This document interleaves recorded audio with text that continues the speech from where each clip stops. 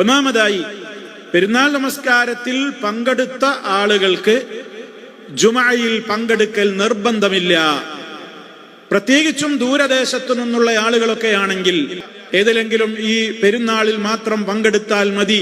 നാളെ വെള്ളിയാഴ്ച പെരുന്നാളാണെങ്കിൽ ജുമഅ നിസ്കരിക്കണ്ട. വെള്ളിയാഴ്ച ജുമഅ നിസ്കാരം നിർബന്ധമാണ്. പെരുന്നാൾ നിസ്കാരം നമുക്ക് സുന്നത്ത് മുഅക്കദത്ത്, വളരെ പ്രധാനപ്പെട്ട സുന്നത്താണ്.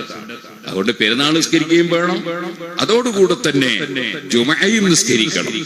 ഉസ്മാൻ ഇബ്നു അഫ്ഫാൻ റളിയല്ലാഹു അൻഹുവിന്റെ കാലത്ത് അന്നൊരു സംഭവം ഉണ്ടായിരുന്നു. അതായത് മദീന ശരീഫിൽ ജീവിക്കുന്ന മുഅ്മിനീങ്ങൾ, അവർ ആ നാട്ടുകാരാണ്. ആ മദീന ശരീഫിൽ ജീവിക്കുന്ന ആളുകൾക്ക്, അവിടെയുള്ളവർക്ക് ജുമഅ നിർബന്ധമാകും. എന്നാൽ മദീനയുടെ അപ്പുറത്ത്, ആലിയ, ആ നാട്ടിന്റെ അപ്പുറത്ത് കുറെ ദൂരെ താമസിക്കുന്നവരുണ്ട്. നമ്മളെ ഇവിടെയും നമ്മളെ അറേബ്യൻ നാടുകളുമായിട്ട് വലിയ വ്യത്യാസമുണ്ട്.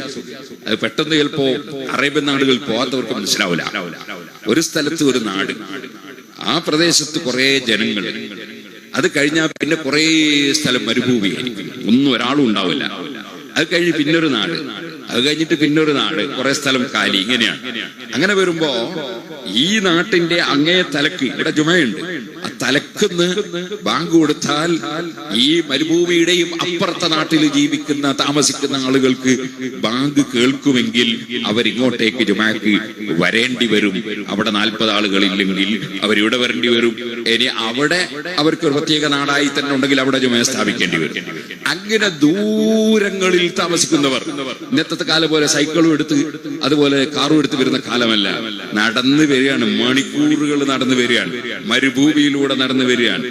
അങ്ങനെ മരുഭൂമിയിലൂടെ അതുപോലെ മലയും മറ്റൊക്കെ താണ്ടി നടന്നു വരുന്ന ഒരു കാലഘട്ടം.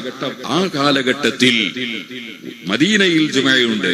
അവിടത്തേക്ക് മദീനയുടെ പുറത്തുള്ള സ്ഥലത്തു നിന്ന് വളരെ കഷ്ടപ്പെട്ട് വരുന്നു പെരുന്നാൾ നിസ്കരിക്കാൻ. അവരിനി പെരുന്നാൾ നിസ്കാരവും കഴിഞ്ഞ് വീട്ടിലേക്ക് പോയി തിരിച്ച് വീണ്ടും പള്ളിയിലേക്ക് വരിക എന്ന് പറയുന്നത് അതവർക്ക് എടുക്കാൻ കഴിയാത്ത സംഗതിയാണ്. അങ്ങനത്തെ ഒരു ചുറ്റുപാടുള്ള നാട്ടിന്റെ അഥവാ ജനങ്ങൾ താമസിക്കുന്ന രാജ്യത്തിന്റെ പുറം സ്ഥലത്ത് പോയി താമസിക്കുന്ന കക്ഷികളോട് പെരുന്നാൾ നിസ്കാരം കഴിഞ്ഞു പോകുമ്പോ ഇനി നിങ്ങൾ ജുമഅക്ക് കഷ്ടപ്പെട്ട് വരേണ്ടതില്ല എന്ന് ഉസ്മാൻ റളിയല്ലാഹു അൻഹു പറഞ്ഞ ഒരു സംഭവമുണ്ട്. അതിന്റെ അടിസ്ഥാനത്തിൽ അങ്ങനെയുള്ള സ്ഥലത്ത് അവർക്ക് ജുമഅ ഒഴിവാക്കാം എന്ന് ശാഫിഈ മദ്ഹബിലും ഉണ്ട്. നമ്മളെ നാട്ടിൽ അങ്ങനത്തെ ഒരു പ്രദേശം തന്നെ ഇല്ല. നമ്മളെ കേരളത്തിലൊന്നും അങ്ങനെ ഒരു പ്രദേശം തന്നെ ഇല്ല.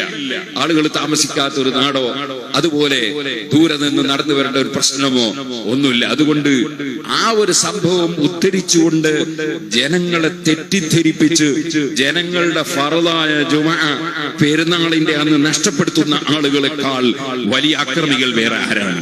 അല്ലാഹുവിന്റെ ദീനിനോട് അക്രമം ചെയ്യുന്നവർ. മുഅ്മിനീങ്ങൾ അത്തരത്തിലുള്ള ഒന്നിലും പെട്ടുപോകരുത്.